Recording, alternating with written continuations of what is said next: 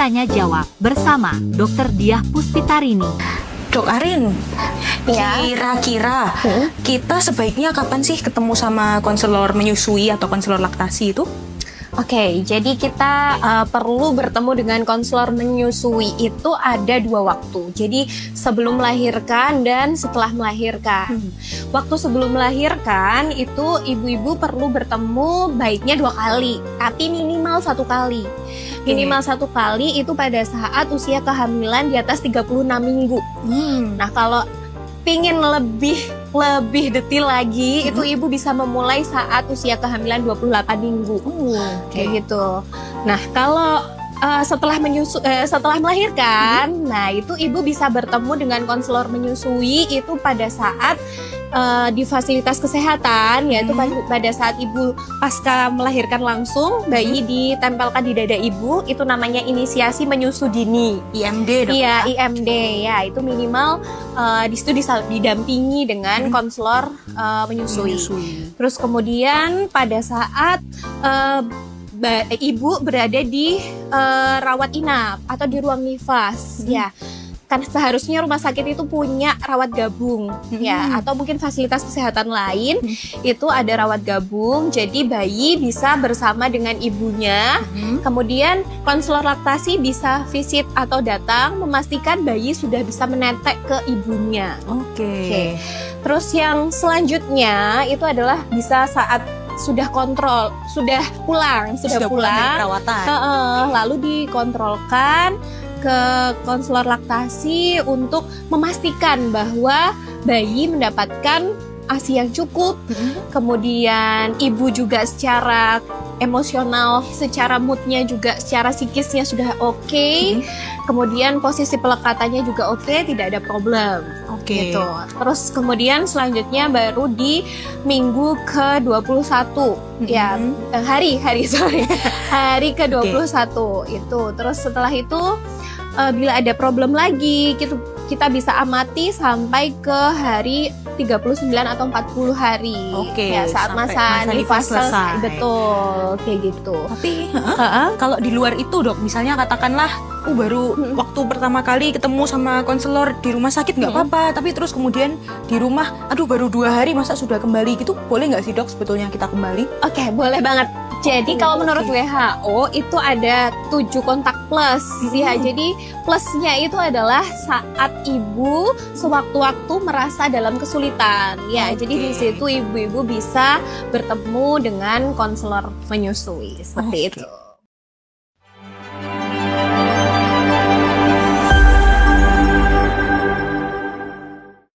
Sesi Tanya Jawab bersama Dr. Diah Puspitarini.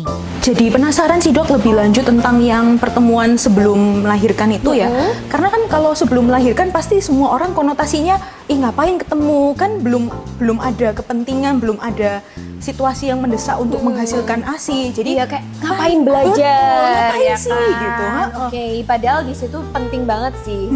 Ya, jadi pada saat sebelum melahirkan, ibu itu sudah tahu dulu ilmunya. Jadi sehingga waktu dia melahirkan nanti kalau ada problem dia nggak panik, minimal dia nggak panik dulu gitu. Bisa langsung prakteknya. Terus dia juga tahu kemana dia harus datang kan kalau dia mengalami kesulitan. Lebih tepatnya seperti itu sih. Gitu. Nah, kalau tadi kan sempat disebutkan 2 kali ketemu ya dok, 28 sama 36 minggu. Kira-kira kenapa dok kok sampai harus disebut 2 kali gitu? Bedanya apa di pertemuan-pertemuan? Jadi waktu di usia kehamilan 28 minggu, ibu-ibu bisa mengenal dulu nih, mengenal anatomi payudara, ya, mengenal fungsinya, kemudian mengenal manfaatnya, dia nanti memberikan ASI itu apa aja. Lalu setelah usia 36 minggu, kita bisa mempraktikkan ya, seperti posisi dan pelekatan. Kan kunci dari menyusui adalah posisi dan pelekatan ya. Terus habis itu ibu juga bisa mulai mengumpulkan ASI yang mungkin keluar pada saat ibu di usia 36 minggu itu. Sudah mulai bisa dari berarti situ dong, ya? mulai boleh dikumpulkan sehingga nanti pada saat bayinya lahir bisa langsung diberikan ke bayinya.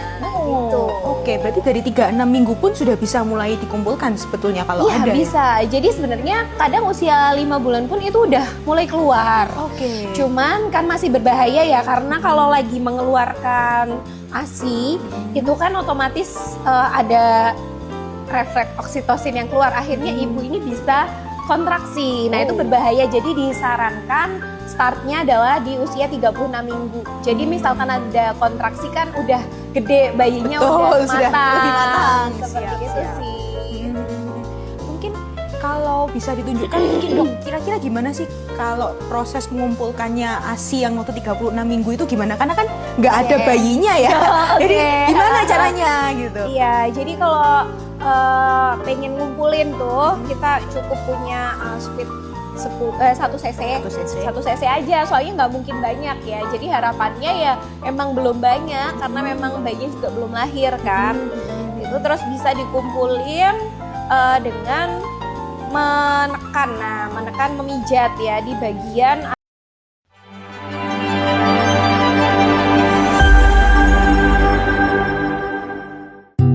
Sesi tanya jawab bersama Dr. Diah Puspitarini.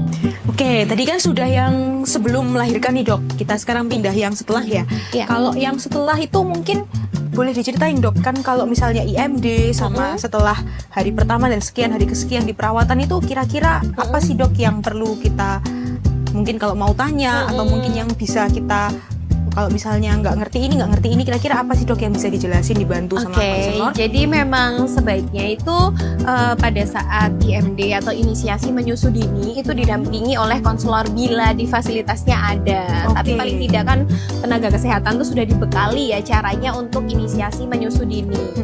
Jadi proses inisiasi menyusu dini itu waktunya kurang lebih sekitar 40 sampai 1 jam, 40 menit sampai 1 jam.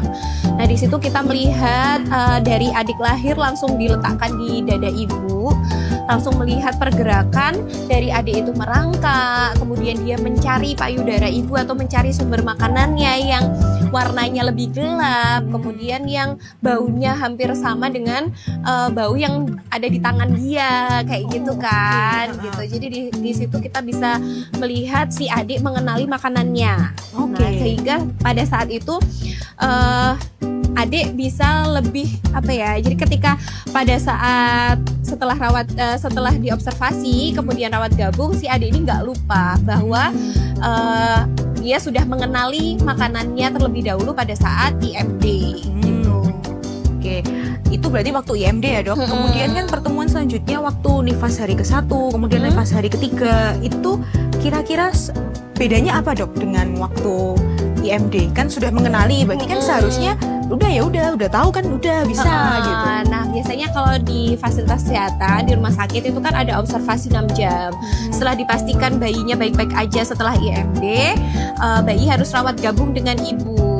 Tujuannya adalah si bayi bisa menetek pada ibu setiap waktu ya. Jadi ada saran untuk menyusui semau bayi kan kayak gitu ya. Jadi atau paling tidak 2 jam sekali lah ya untuk menyusui anaknya gitu. Ibu menyusui anaknya. Nah di situ biasanya mulai muncul permasalahan ya. Jadi kadang-kadang ibu merasa ASInya belum keluar. Betul, sering sekali. Habis itu putingnya lecet gitu. Terus habis itu bayinya nggak mau nyusu. Nah di situ mulai ada problem. Nah sehingga disitulah perlunya konselor laktasi datang untuk membantu ibu mengatasi problemnya tersebut. Oke.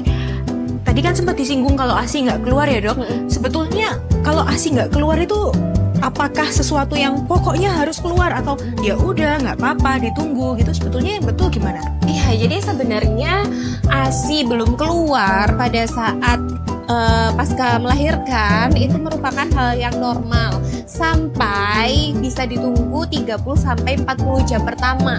Oke, 2 harian kira-kira. Ya, jadi nggak harus langsung keluar. Yang penting adik bayinya itu tetap ditetekkan. Jadi sesering mungkin ditetekkan karena dengan ibu sering menetei bayinya, maka otak ibu itu akan stimulasi ya, Ya, sehingga stimulasi. akan memproduksi ASI dan membantu mengeluarkan lebih cepat seperti Oke. itu. Jadi kalau ada hisapan bayi, ada rangsangan dari bayi, maka ASI ibu itu akan lebih cepat keluar daripada ditunggu. Jadi jangan ditunggu, tapi justru disusukan. tetap disusukan seperti itu. Sebetulnya betul nggak sih dok, kalau pokoknya kalau nangis berarti harus netek. Nah sedangkan kalau netek kan nggak ada, atau mungkin yang keluar mungkin malah sedikit sekali gitu. Sebetulnya seharusnya seberapa sih yang diminum sama bayi itu? Kenapa kok kita mengejar harus tiap 2 jam? Atau kenapa kita boleh menunggu? Memangnya seberapa seharusnya yang dikonsumsi bayi itu? Oke, jadi sebenarnya nih dok, nah lambung bayi pada saat 1-3 hari awal itu hanya sebesar biji kelereng. Nah ini volumenya kira-kira hanya 5-7 cc aja. Sedikit Ya, sekali ya? sedikit sekali. Jadi kalau ibu-ibu mengharapkan ASINya langsung banyak, ya justru malah kasihan bayinya kan. Nggak bisa mengkonsumsi ya? Jadi kan adik bayi itu sebenarnya nggak butuh banyak-banyak, dia masih punya cadangan lemak di dalam tubuhnya, ya kan. Terus kemudian kadang dia hanya mencari kenyamanan, karena kan dia menemukan dunia baru di luar perut ibu, ya. Jadi yang paling dia cari adalah detak jantung ibu gitu. Oke. Jadi ketika rawat gabung itu bayinya jangan sering digendongin sama orang lain, Iya, justru malah betul. lebih baik didekatkan sama ibu. Ibunya. Jadi kadang nangis itu nggak hanya dia lapar, kadang dia itu pengen nyaman aja, tapi kadang keburu ibunya panik. Jadi Betul. kalau ibu panik atau yang gendong panik, si bayi ini juga nggak tenang dong. Hmm, Gitu. Oke.